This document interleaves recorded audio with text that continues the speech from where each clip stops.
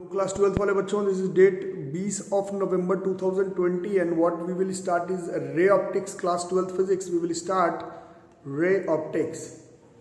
ठीक है, इस बार का सिलेबस ऐसे है कि आपको और हमको बहुत ही फूक फूक करके इसको सिलेबस को कवर करना है। सिलेबस नहीं है तो मैं फिर से बता रहा हूँ कि आप लोग मेरे से सिलेबस मांग लें।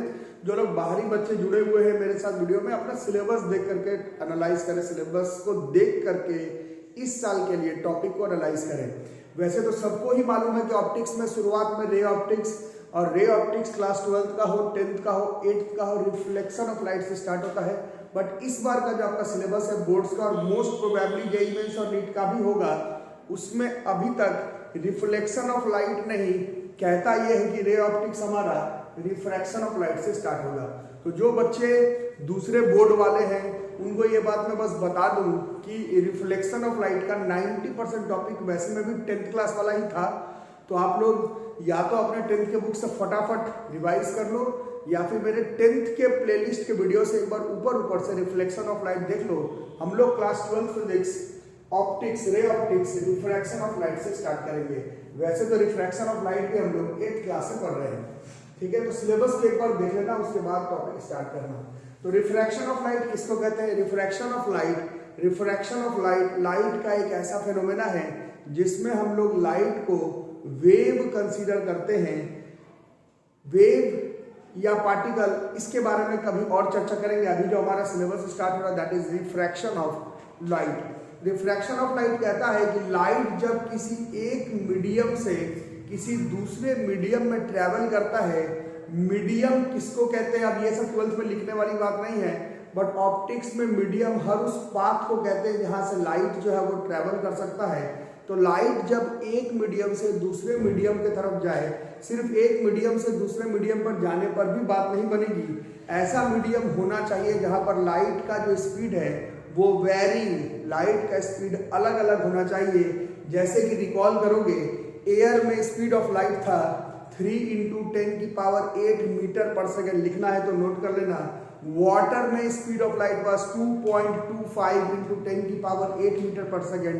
ग्लास में speed of light was 2 × 10⁸ metre per second. तो इस तरह से ही मीडियम तो बहुत सारे हैं, बट ऑप्टिक्स में मीडियम उसको कहेंगे जहां लाइट ट्रेवल कर सकता है। फिर से चैप्टर के नाम की तरफ आते हैं, refraction of light. When light travels from one medium to another having varying optical densities, मतलब उन मीडियम में लाइट का स्पीड अगर अलग अलग हो, और लाइट अगर एक मीडियम से दूसरे मीडियम पर ऑब्लिकली, मतलब बिल्कुल नॉर्मली नहीं जाना चाहिए, क्योंकि नॉर्मली में आपको ये फिनोमेना शो नहीं होगा। ऑब्लिकली एक एंगल बनाते हुए जाए तब दिखता यह है कि लाइट अपना पाथ बेंड कर लेता है, लाइट अपना पाथ डेविएट कर लेता है, लाइट एक फिनोमेना शो करता है, उसको हम लोग रिफ्रैक्शन ऑफ लाइट कहते हैं। लिख लो, the phenomena of change in the path of light as it passes obliquely from one transparent medium to another having varying optical densities. Optical density अलग अलग होना चाहिए, मतलब लाइट का स्पीड अलग अलग होना चाहिए उन मीडियम में, तभी उस लाइट के फेनोमेना को हम लोग रिफ्रैक्शन ऑफ लाइट कहते हैं। ठीक है, बेसिक कॉस्ट और डेफिनेशन जो 3 मिनट का चला उसी से समझ में आ गया होगा। रिफ्रैक्शन ऑफ लाइट, लाइट का एक फेनोमेना है जिसमें कि लाइट को हम लोग वेव कंसीडर करते हैं, और लाइट जब एक मीडियम से दूसरे मीडियम पर जाए, जिन मीडियम में स्पीड अलग अलग हो, वेव अगर कंसीडर करते हो, तो लाइट एज अ वेव अपना फ्रीक्वेंसी एक मीडियम से दूसरे मीडियम पर जाते समय चेंज नहीं करता है, लेकिन स्पीड चेंज होने के वजह से उसका वेवलेंथ भी चेंज हो जाता है, ऐसा माना जाता है रे ऑप्टिक्स में। और यही मेन कॉज लगता है रिफ्रैक्शन ऑफ लाइट का। तो कॉज ऑफ रिफ्रैक्शन क्या हुआ? लाइट जब एक मीडियम से दूसरे मीडियम पर जाए, रिफ्रैक्शन ऑफ लाइट तभी शो होगा जब उन मीडियम में लाइट का स्पीड अलग अलग हो, लाइट अपना फ्रीक्वेंसी चेंज नहीं करता है, स्पीड अलग होने के वजह से लाइट का जो वेवलेंथ है वो चेंज हो जाता है और वेवलेंथ चेंज होने के वजह से ही माना गया है मेजर कॉज कि लाइट रिफ्रैक्शन का फेनोमेना शो करता है। दूसरी बात, ये आप लोग 8th 10th में भी पढ़े थे कि जितना लाइट रे आ रहा है इंटेंसिटी रिफ्रैक्शन होने के बाद कम हो जाता है, क्योंकि पूरा का पूरा लाइट रिफ्रैक्ट नहीं होता। कुछ लाइट जो है वो एब्जॉर्ब हो जाता है उसी मीडियम में, कुछ लाइट जो है वो रिफ्लेक्ट कर देता है वो मीडियम। तो रिफ्रैक्शन ऑफ लाइट तो ठीक है, बट इंटेंसिटी ऑफ रिफ्रैक्टेड रे जो है वो इंसिडेंट रे के कंपैरिजन में कम होता है। कितना कम होता है उसका फॉर्मूला आपको क्लास 12 में नहीं पढ़ना है। Basic cause of refraction is that speed of light changes, frequency remains same as it goes from one medium to another। क्योंकि स्पीड चेंज है, फ्रीक्वेंसी सेम है, तो वेवलेंथ का वैल्यू भी जो है वो चेंज हो जाएगा। क्लास 9th में सबसे पहले वेलोसिटी ऑफ वेव हमने पढ़ा था लैम्डा इनटू फ्रीक्वेंसी, है ना। तो वहीं से हम लोग देख रहे हैं कि एफ सेम है, स्पीड चेंज, तो वेवलेंथ चेंज, और वेवलेंथ चेंज तो लाइट को अपना पाथ बेंड करना पड़ता है। द इंटेंसिटी ऑफ रिफ्रैक्टेड रे, इंटेंसिटी ऑफ रिफ्रैक्टेड रे is less than that of the incident ray। This is basic concept of refraction of light। अब कुछ चीज हमने याद किया था, सब चीज क्लास 12 के नोट्स कॉपी में नहीं लिखेंगे, 8th में और 10th में लिखा है। जिस मीडियम में स्पीड ऑफ लाइट ज्यादा होता है उसको हम लोग ऑप्टिकली रेयरर रेयरर मीडियम कहते हैं। स्पीड ऑफ लाइट ज्यादा, optically rarer medium. Speed of light कम, उसको हम लोग ऑप्टिक्स में ऑप्टिकली डेंसर मीडियम कहते हैं। ठीक है, तो कुछ डायग्राम आपने बनाया था छोटे क्लास में भी, उसी चीज को एक बार और बना लो। इस केस में देखो लाइट जो है वो आ रहा है एयर से वाटर की तरफ, एयर वाटर, तो एयर में स्पीड ऑफ लाइट ज्यादा, रेयरर मीडियम। वाटर में speed of light come, denser medium. Rarer से डेंसर आ रहा है, इसका पाथ एक्चुअली में ऐसे था, बट ये ऐसे नहीं जाकर के अपना पाथ बेंड कर लिया, और इस बार जो बेंडिंग हुआ है वो टुवर्ड्स द नॉर्मल के तरफ चला आया है। इसको हम लोग इंसिडेंट रे कहते हैं, इसको हम लोग रिफ्रैक्टेड रे कहते हैं। और इस केस में एंगल ऑफ इंसिडेंस जो है वो एंगल ऑफ रिफ्रैक्शन से बड़ा हो रहा है।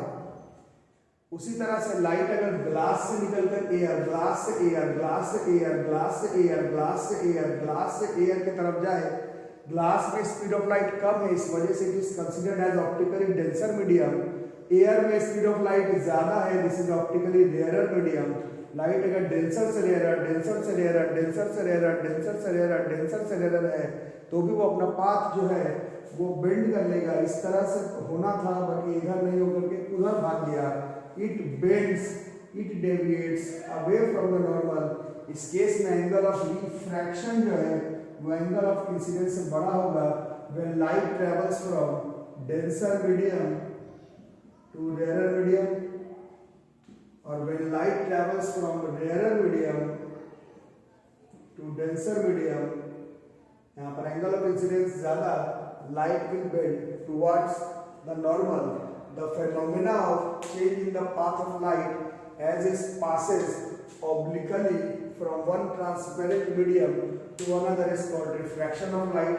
सिर्फ मीडियम अलग होने से नहीं होगा, मीडियम का ऑप्टिकल डेंसिटीज अलग अलग होना चाहिए। बेसिक कॉज है रिफ्रैक्शन का कि स्पीड ऑफ लाइट को चेंज करता है। रिफ्रैक्शन के समय फ्रीक्वेंसी ऑफ लाइट सेम रह जाता है और वेवलेंथ ऑफ लाइट चेंज कर जाता है। यही माना जाता है मुख्य कारण रिफ्रैक्शन ऑफ लाइट का। और जो इंटेंसिटी है रिफ्रैक्टेड लाइट का, रिफ्रैक्टेड रे का, वो इंसिडेंट रे से कम होता है, क्योंकि पूरा का पूरा लाइट का रिफ्रैक्शन नहीं होगा। कुछ हिस्सा वो जो सरफेस है वो एब्जॉर्ब कर लेगा और कुछ हिस्से को रिफ्लेक्ट कर देगा। कितना, क्या, क्यों, किस लिए, उसका उपाय आपके पास में नहीं है। बट बस मालूम होना चाहिए कि इंटेंसिटी ऑफ रिफ्रैक्टेड रे जो होता है वो इंटेंसिटी ऑफ इंसिडेंट रे से कम होता है। जल्दी से नोट करो। तो रिफ्रैक्शन के बारे में लिखने के बाद laws of refraction of light 8th में भी शायद पढ़ा है, 10th में भी पढ़ा है, बट खुद को कोरिलेट करके 12th में ही पढ़ना है। वैसे तो 8th और 10th में भी पढ़ना था। तो रिफ्रैक्शन ऑफ लाइट, पहला नंबर, जब भी रिफ्रैक्शन ऑफ लाइट हो तब ये जो इंसिडेंट रे है, रिफ्रैक्टेड रे है और ये नॉर्मल है, ये पॉइंट ऑफ इंसिडेंस है, ये सब सेम प्लेन पर लाई करेगा। प्लेन मतलब 2 डायमेंशन पर, पेपर पर, कॉपी पर बनाना है, बोर्ड पर बनाना है। 3D में आई आर 2D में उसका उपाय नहीं निकाल पाना है।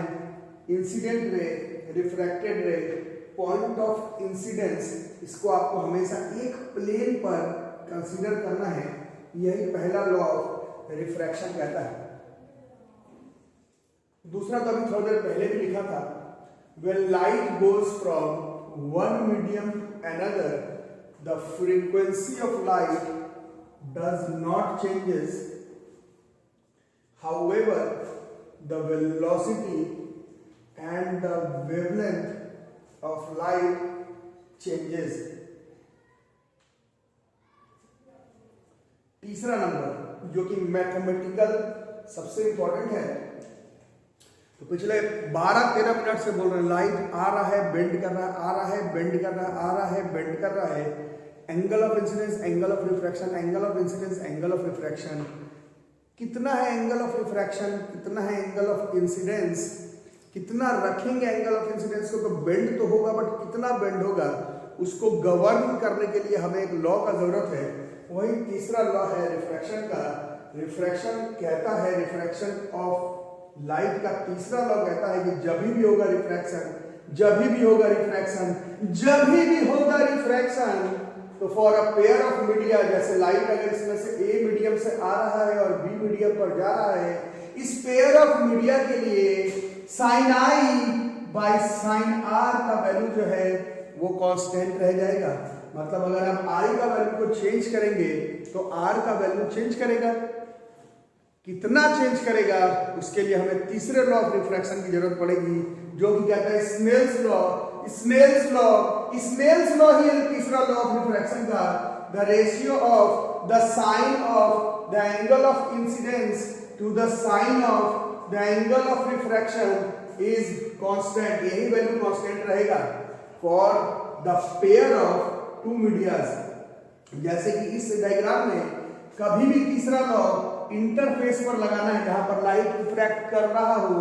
जैसे इस मीडियम में, पेयर ऑफ मीडिया में, ये आई है, ये आर है, ये आई है, ये आर है, ये आई है और ये आर है, तो sine I by sine R इस पेयर ऑफ मीडिया के लिए हमेशा कांस्टेंट रहेगा। इस तीसरे वाले लॉ को अलग से हम लोग स्नेल्स लॉ भी कहते हैं। अब कांस्टेंट तो रहेगा, कांस्टेंट तो रहेगा, कांस्टेंट तो रहेगा, बट उस कांस्टेंट को ही हम लोग रिफ्रैक्टिव इंडेक्स कहते हैं। Sine I by sine R constant तो रहेगा, बट वो जो कांस्टेंट है उस कांस्टेंट को ही हम लोग refractive index for a pair of media कहते हैं। लिखने का तरीका भी याद कर लो, बहुत काम करने वाला है 1 महीने। लिखने का तरीका याद कर लो, बहुत काम करने वाला है 1 महीने। म्यू बराबर sine I by sine r, mu बराबर sine I by sine r, ये तो 8th में लिखते थे, ये तो 10th में लिखते थे। अब ध्यान से, म्यू बी, जिसमें लाइट घुस रहा है उसका refractive index with respect to जिसमें से लाइट आ रहा है। लाइट जिसमें से आ रहा है वो ऊपर लिखेंगे, लाइट जिसमें जा रहा है वो नीचे लिखेंगे। ए से आ, ए से आ, ए से आ याद करेंगे। आ रहा है ऊपर, जहां लाइट घुस रहा है उस पे नीचे लिखेंगे, और ये sine I by sine R के बराबर हो जाएगा।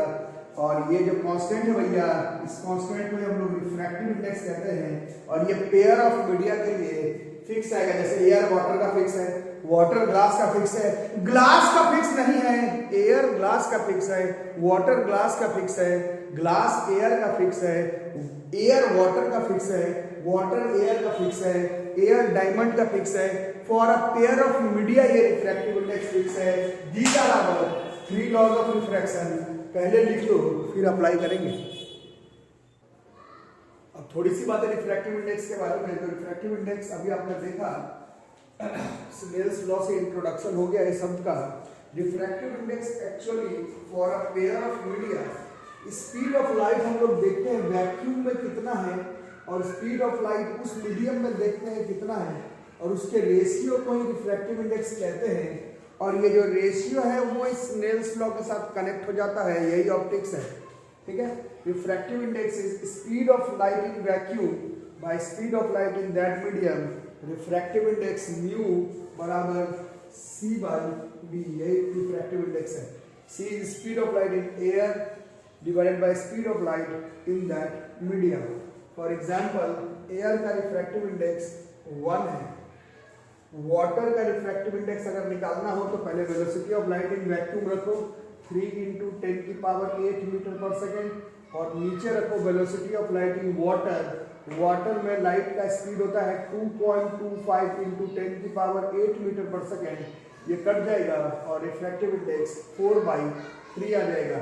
ग्लास का रिफ्रैक्टिव इंडेक्स अगर निकालना है तो ऊपर रखो speed of light in vacuum जो कि होता है 3 × 10⁸ metre per second divided by speed of light in glass जो कि होता है 2 × 10⁸ मीटर पर सेकेंड। ये कट जाएगा तो ये 1.5 आ जाएगा। बच्चे पूछते हैं डेटा याद करना है क्या, तो एयर वाटर ग्लास का याद करना है। ग्लास एयर वाटर का आपको रिफ्रैक्टिव इंडेक्स और स्पीड ऑफ लाइट की वैल्यू याद करनी है, ठीक है। बाकी हम लोग देख रहे हैं कि रिफ्रैक्टिव इंडेक्स जो है वो यूनिटलेस डायमेंशनलेस आ रहा है। और एक चीज हम लोग देख रहे हैं, म्यू सी तो फिक्स है, speed of light in air तो ये फिक्स है, तो म्यू और वी के बीच में रिलेशन इनवर्सली प्रोपोर्शनल का है। म्यू और speed of light in medium के बीच का रिलेशन इनवर्सली प्रोपोर्शनल है।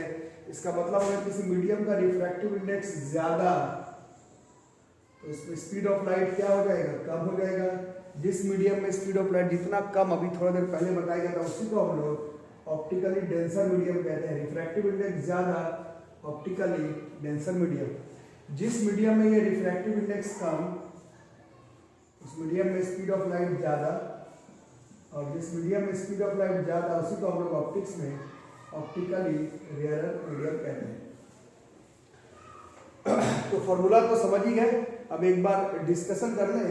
डिस्कशन ये है कि ग्लास का रिफ्रैक्टिव इंडेक्स कितना आया 1.5। इसका मीनिंग क्या हुआ, इसका मीनिंग ये हुआ ग्लास का अगर रिफ्रैक्टिव इंडेक्स 1.5 है तो हम लोग इसका ये मीनिंग बताएंगे कि लाइट का जो स्पीड है एयर में वो ग्लास से 1.5 टाइम्स है। मतलब एयर या फिर वैक्यूम में लाइट ग्लास के कंपैरिजन में 1.4 टाइम्स क्विकली ट्रैवल करेगा, इसी को रिफ्रैक्टिव इंडेक्स कहते हैं। अगर डायमंड का रिफ्रैक्टिव इंडेक्स 2.42 है, इसका मतलब क्या हुआ पहले बोलो, पहले बोलो। अगर रिफ्रैक्टिव इंडेक्स डायमंड का 2.42 इसका मीनिंग क्या हुआ पहले बोलो, पहले बोलो।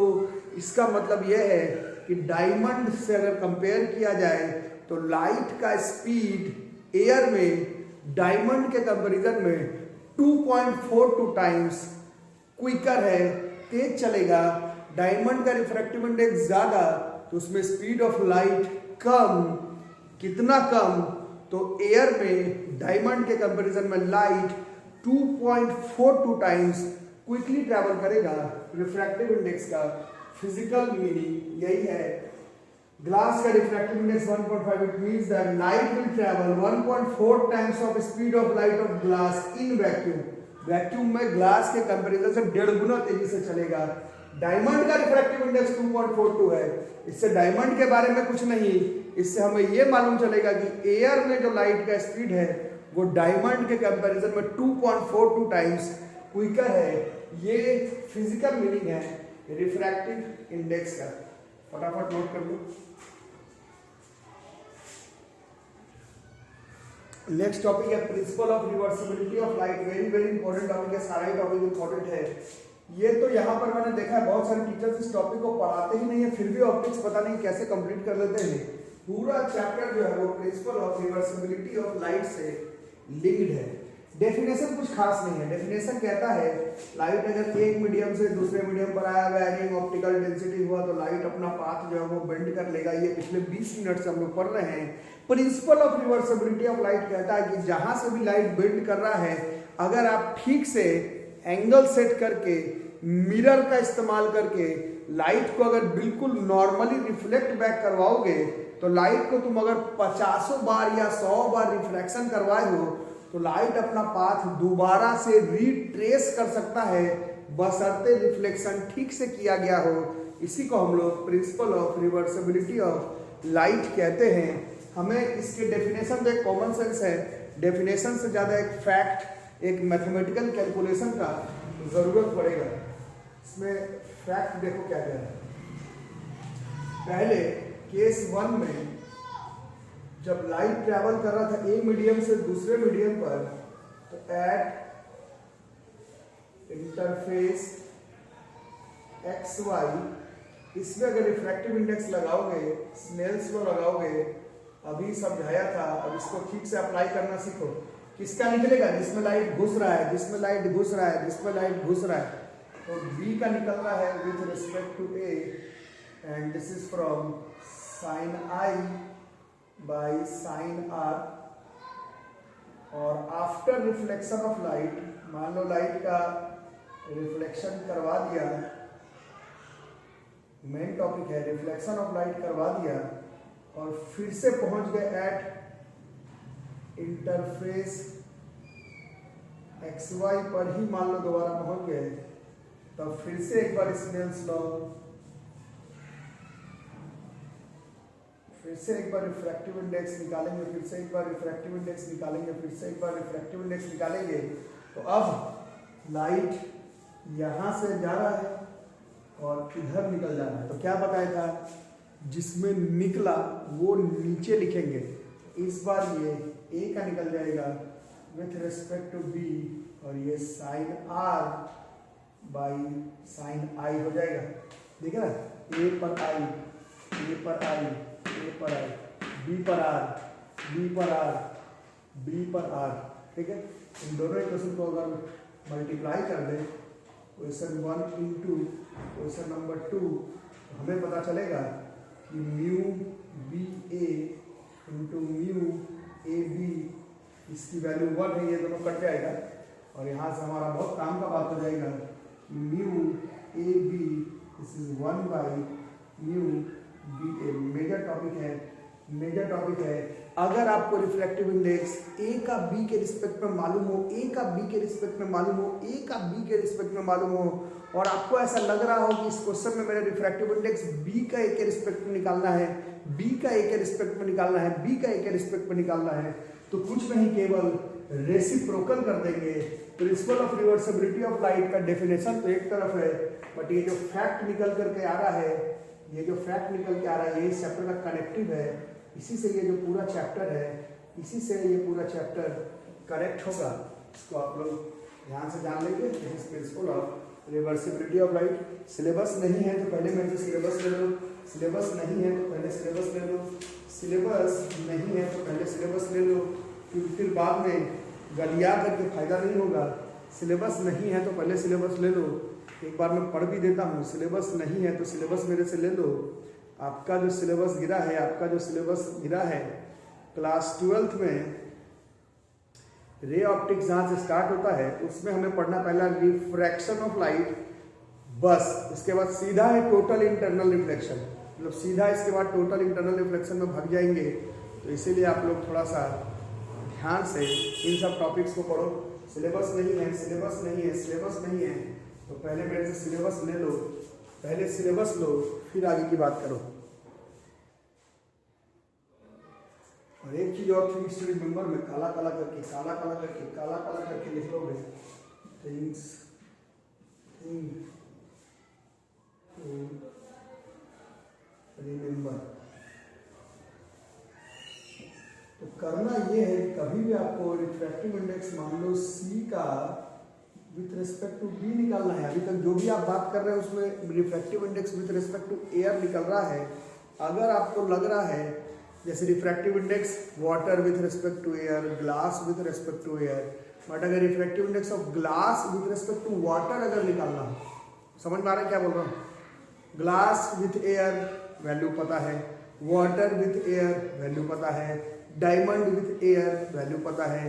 But refractive index of diamond with respect to water निकालना हो, refractive index of glass with respect to water निकालना हो, refractive index of glass with respect to diamond निकालना हो, refractive index of water with respect to diamond निकालना हो, सी कई era गैरा medium का किसी दूसरे एरा गैरा मीडियम के साथ कंपेयर करके रिफ्रैक्टिव इंडेक्स निकालना होगा, तो पहले आप सी का रिफ्रैक्टिव इंडेक्स एयर के रिस्पेक्ट में ही निकालेंगे, फिर आप बी का भी रिफ्रैक्टिव इंडेक्स एयर के रिस्पेक्ट में निकालेंगे और फिर दोनों को डिवाइड कर देंगे। ये चीज इस पूरे चैप्टर में कनेक्ट होगा। ये अगर आप गड़बड़ा गए, ये अगर आप गड़बड़ा गए भैया, ये अगर आप गड़बड़ा गए तो पूरा चैप्टर में खेल खराब हो जाएगा। Refractive index of glass with respect to water निकालना पड़ेगा, तो पहले आपको ग्लास का एयर के साथ वाला ही लिखना है, वाटर का एयर के साथ वाला ही लिखना है, फिर डिवाइड कर देना है, बात बनेगा। Refractive index of diamond with respect to water निकालना है, पहले डायमंड का विथ रिस्पेक्ट टू एयर ही निकालना पड़ेगा, वाटर का विथ रिस्पेक्ट टू एयर ही निकालना पड़ेगा, तभी जाकर ये निकलेगा। ये अभी तक जितना टॉपिक पढ़े उसमें ये सबसे इंपॉर्टेंट थिंग टू रिमेंबर है। पहले यहाँ तक याद कर लो, पहले यहाँ तक याद कर लो, पहले यहाँ तक याद कर लो, नोट्स बना लो। ईएम वेव का टेबल अभी तक याद नहीं किया हो, इलेक्ट्रोमैग्नेटिक वेव्स का टेबल अगर अभी तक याद नहीं किया हो, types of electromagnetic wave and their use and their application and their frequency and their wavelength and their origin अगर याद नहीं किया हो तो याद कर लो, फिर रिफ्रैक्शन ऑफ लाइट की तरफ चलो। तो मिलते हैं अगले क्लास में, तब तक के लिए थैंक यू।